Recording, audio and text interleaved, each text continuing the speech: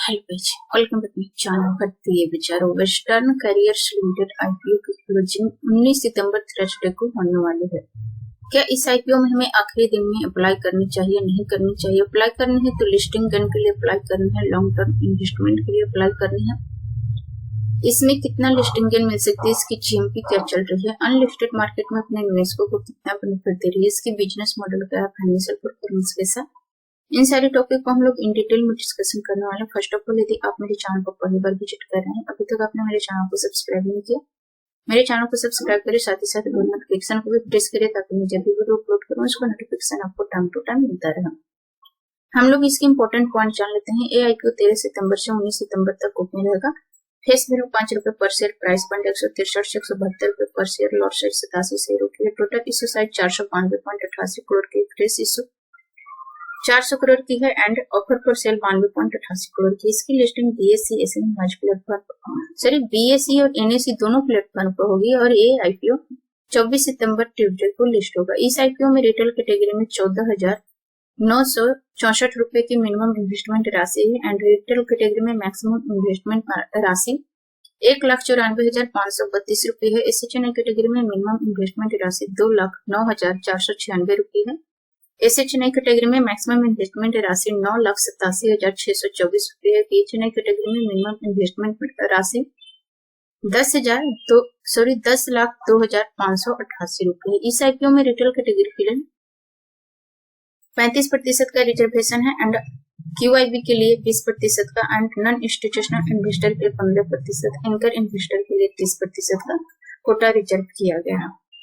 इसकी financial performance देखें तो 2022 में 61.13 करोड़ की प्रॉफिट पर था, जो 24 में बढ़कर के 80.35 करोड़ हो गई है। एक साल के अंदर इसने अपने प्रॉफिट को 12% इंक्रीज किया है एंड रेवेन्यू को मात्र 3% इंक्रीज किया है। 22 में 1475.79 करोड़ था, जो 24 में बढ़कर के 1691.41 करोड़ हुई। इसकी फाइनेंशियल ग्रोथ मीडियम दिख रही है एंड एसेट 490.33 करोड़ था, जो 24 में बढ़कर के 754.1 करोड़ हो गई है। नेटवर्थ 257.58 करोड़ से बढ़कर के 398.36 करोड़ हो गई है। रिजर्व 157.12 करोड़ से बढ़कर के 359.1 करोड़ हो गई है। उधारी 150.4 करोड़ से बढ़कर के 266 करोड़ हो गई है। फाइनेंशियली ग्रोथ इसमें मीडियम है।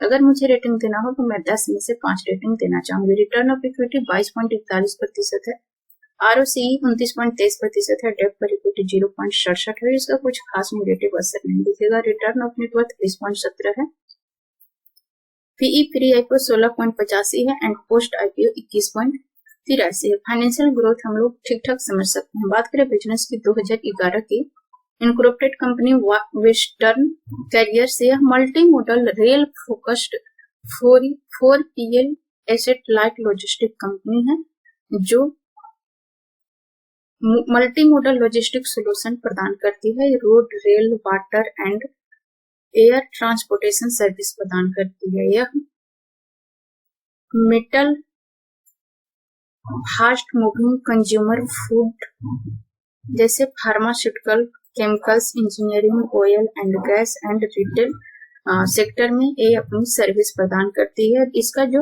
मुख्य क्लाइंट आते हैं, Tata steel limited, Hindalco industry, Jindal stainless steel, JSW steel coated product and Bharat aluminium company limited and Vedanta भी इसके मुख्य क्लाइंट है। Hindustan Unilever, Hindustan Coca Cola beverage and Tata consumer products and इसके पास CG food India private limited, Cipla limited and processor and Gujarat T processor and packers limited भी इसका मुख्य client है। Materials chemical and performance intermediate private limited, MCC PTA India crop private limited and इसका और भी client है जो बहुत ही इम्पोर्टेंट क्लाइंट है। हल्दिया पेट्रोकेमिकल्स इसका भी मुख्य क्लाइंट है। Gujarat heavy chemicals limited, oil and gas, Brahmaputra crackers and polymer limited, utilities and इसका मुख्य क्लाइंट, बहुत सारा मुख्य क्लाइंट है। DHL लॉजिस्टिक प्राइवेट लिमिटेड भी इसका मुख्य क्लाइंट है। तो क्लाइंट लिस्ट में इसकी बहुत सारे नाम शामिल है। टाटा जैसी बड़ी कंपनी, टाटा स्टील जैसी बड़ी कंपनी, हिंडाल्को जैसी बड़ी कंपनी, जिंदाल स्टेनलेस एंड इसके पास टाटा कंज्यूमर बुक जैसी बड़ी बड़ी कंपनियां इसकी मुख्य क्लाइंट है। तो बिजनेस बहुत अच्छा दिख रहा है। Pharmaceuticals, consumer goods and chemical and engineering, oil and gas and खुदरा सर्विस भी प्रदान करती है। इन सारे सेगमेंट में अपनी सर्विस प्रदान करती है। तो बिजनेस बहुत ही बेहतरीन है, यूनिक बिजनेस बोल सकते हैं।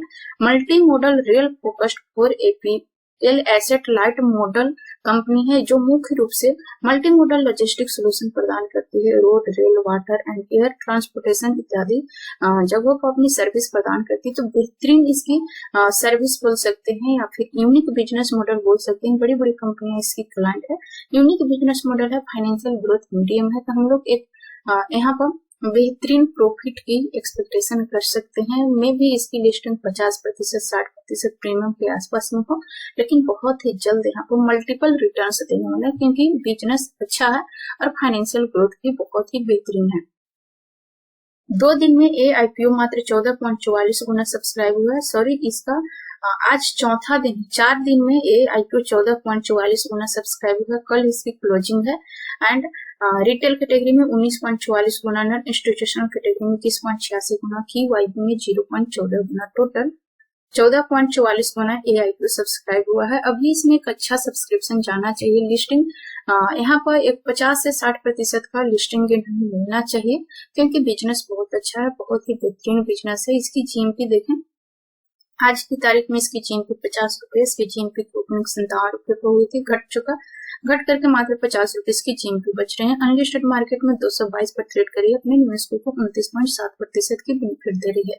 इसकी जैसे जैसे डिमांड बढ़ेगा इसकी जीएमपी भी बढ़ सकती है और इसमें एक अच्छा लिस्टिंग गेन मिलना चाहिए, 40-50% का इजिली यहाँ पर एक लिस्टिंग गेन मिलना चाहिए क्योंकि बिजनेस बहुत अच्छा है। बहुत ही जल्द अगर बेहतर लिस्टिंग गेन ना मिला तो फिर बहुत ही जल्द यहाँ पर मल्टीपल रिटर्न्स लिस्टिंग के बाद देगा क्योंकि यूनिक बिजनेस के साथ साथ फाइनेंशियल ग्रोथ भी बहुत ही बेहतरीन दिख रही है।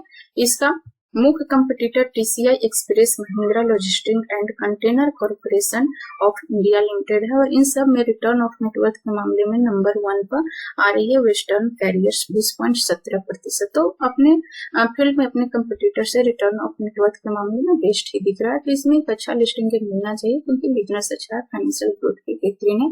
जीएमपी पता नहीं क्यों गिरता जा रहा है, लेकिन जीएमपी में वृद्धि होना चाहिए और इसमें एक अच्छा सब्सक्रिप्शन भी जाना चाहिए। अभी मात्र 14.44 गुना सब्सक्राइब हुआ, इसमें एक बेहतरीन सब्सक्रिप्शन भी जाना चाहिए और एक अच्छा लिस्टिंग गेन हम लोग यहाँ पर एक्सपेक्ट कर सकते हैं क्योंकि बिजनेस अच्छा है। आई थिंक ये सारे पॉइंट्स आप लोग क्लियरली समझ पा रहे होंगे। बाकी आपका पैसा कहाँ निवेश करना है इसका डिसीजन आपका होना चाहिए। शेयर मार्केट में निवेश करना हाई रिस्क होता है। निवेश करने से पहले गहरी एनालिसिस एंड रिसर्च जरूर करें। हो सके तो अपने फाइनेंशियल एडवाइजर से भी एडवाइज है, इसके बाद में निवेश करने के विचार बनाए। So thanks for watching this video till and. जय हिंद।